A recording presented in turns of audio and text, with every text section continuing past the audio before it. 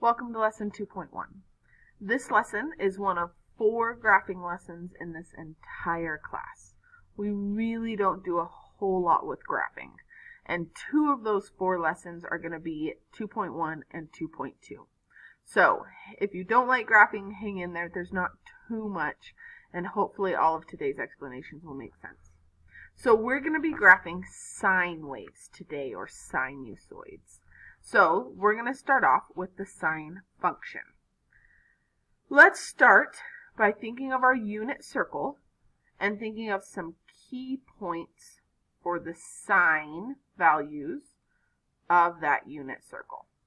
So here's my unit circle. I am going to look at 0 radians, pi halves radians, pi radians, 3 pi halves radians, and then back around to 2 pi. So let's label these points. So here I have 1, 0, and across from that is negative 1, 0. Here I have 0, 1, and 0, negative 1. And those are just the points off of your unit circle. Now, for sine, I'm going to look at the y value on each of these points. And this is at 0 radians, pi halves, pi, 3 pi halves, and 2 pi. So I'm just going to copy these down. At 0 radians, the y value is 0. At pi halves radians, the y value is 1. At pi radians, the y value is 0. At 3 pi halves radians, the y value is negative 1. And then back to 2 pi radians, my y value is again 0. And I'm going to graph these points. So the first point I have is 0, 0. I'll graph that right there. Next one I have is pi halves, 1. Next I have is pi, 0. 3 pi halves, negative 1. And 2 pi, 0. And if I connect these in a wavy pattern, this gives me the graph of my sine wave. You can kind of think of this like in 1050 as a parent graph. Now, what we're going to be talking about in today's lesson is taking this graph and transforming it. So using those transformations that you learned from 1050. Shifts, moving it up and down, reflections, or even scaling, stretching it up and down and side to side.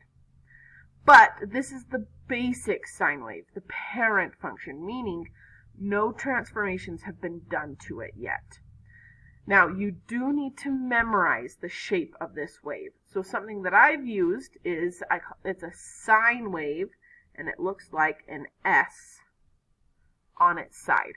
That's how I know it's a sine wave. Now, the other thing I remember is the positive sine wave starts at the origin and goes up. If you have a negative sine wave, it's flipped. It starts at the origin and goes down, and it looks like that. So that's just the way I've used to memorize these. You can use whatever you want, but you need to remember that sine is this S shape. Now let's talk about some key features of this graph.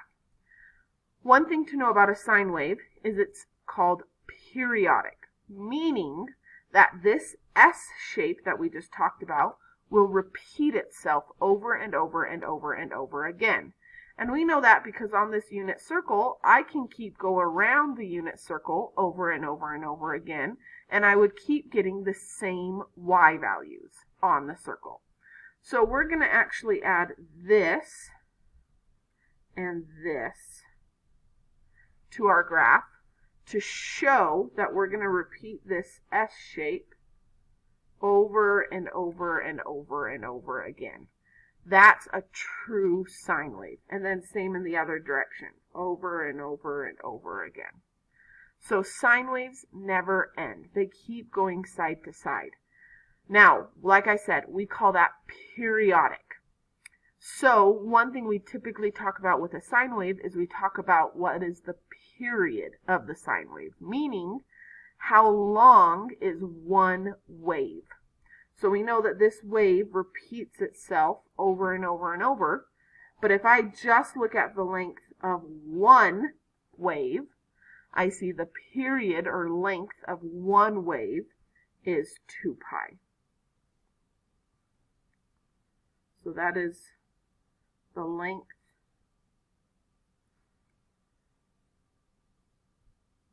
of one wave. That's what we call the period, the length of one wave. Another key word you need to know is the amplitude. The amplitude is the distance from the center to the max or the min. So if I take the center of this wave and I go up to the max, or I go down to the min, that's my amplitude. So it is 1 unit to get up to the max or 1 unit to get down to the min. That's our amplitude of this wave. That's what we call the amplitude.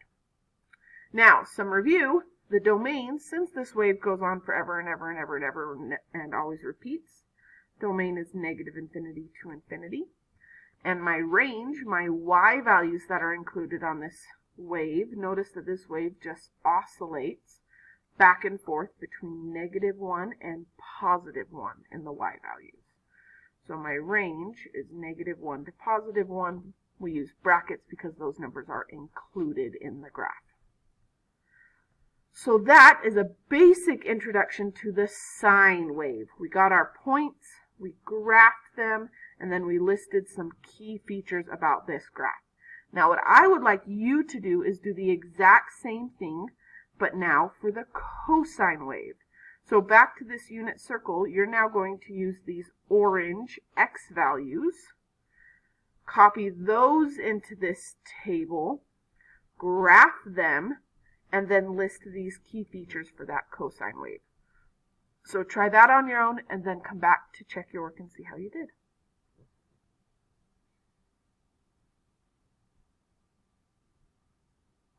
Let's see how you did. So here's those points from the unit circle. I plotted those and I got this shape. Now remember, once again, this is periodic, meaning that this shape will continue over and over.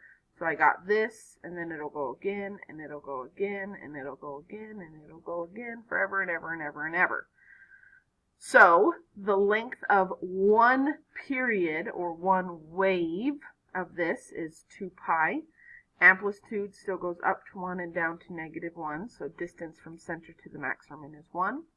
Domain is still negative infinity to infinity because it keeps repeating that wave over and over. And my range is still going between -1 and +1. Now you do need to memorize this shape. So the way I've memorized it is it looks like a C. C for cosine. And if it's a negative cosine graph, it's been flipped so that it would look like this kind of a C. So it starts down at the bottom and then goes up. Versus positive cosine starts at the top and goes down. So that is just how I memorize those. You can do whatever you want, but those are your basic sine and cosine waves. Now, one thing to note is the graph of the cosine has the same shape as the sine. It's just been shifted. So if I take this sine wave and I move it side to side, I would get this cosine wave. Or same thing with the cosine wave. If I take this cosine wave and I shift it side to side, I end up with the sine wave. So for that reason, the cosine graph is also called a sine wave. Because they're the same shape, it's just been shifted side to side, different units. So that is everything you need to know about our two basic trig graphs, the sine and cosine waves. In the next video, we'll start to talk about transformations of these graphs, inside, outside stuff, shifting it up and down, left, right, stretching it, reflecting it, all of that. I'll see you there.